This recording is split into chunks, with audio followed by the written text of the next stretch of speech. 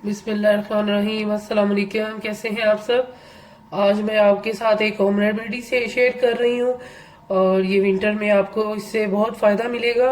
अगर आपको खांसी लगी हुई है, जैसे कफ है, फ्लू है, बुखार है या चेस्ट इन्फेक्शन जो हो जाता है, उसकी वजह से ज़रा तबीयत पे जब मेडिसिन से भी खाने के बाद जब थोड़ी सी लेटने में खांसी शुरू हो जाती है, कफ आती है, तो उसमें अगर आप ये बना के पिए तो इंशाल्लाह आपको बहुत फ़ायदा मिलेगा। हम डेली हमारे घर में ये ऐसे बना के हम ये जो होम रेमेडी है जो मैं आपको बताने लगी हूँ, ऐसे बनाकर पीते हैं तो इससे बहुत माशाल्लाह फ़र्क पड़ा है।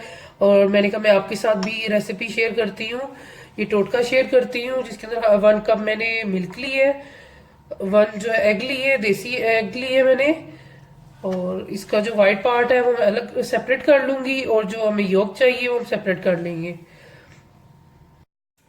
सबसे पहले मैं हमने मिल्क को गर्म कर लेना है, तकरीबन जैसे हम 1 से 2 मिनट तक थोड़ा सा ये नीम गर्म हो जाए। हमने वाइट जो पार्ट है और योक जो है सेपरेट कर लेनी है।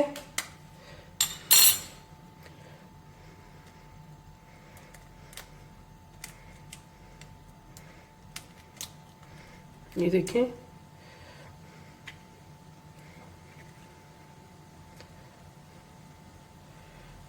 ये देखिए,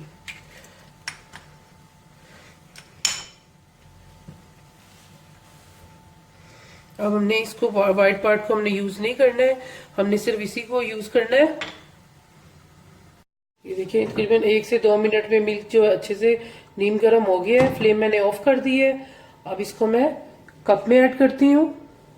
कप में जो है मिल्क ऐड कर लिए। अब इसमें ये जो जर्दी है जो वो ऐड करूंगी। अगर आपके पास हनी है तो आप हनी भी ऐड कर सकते हैं।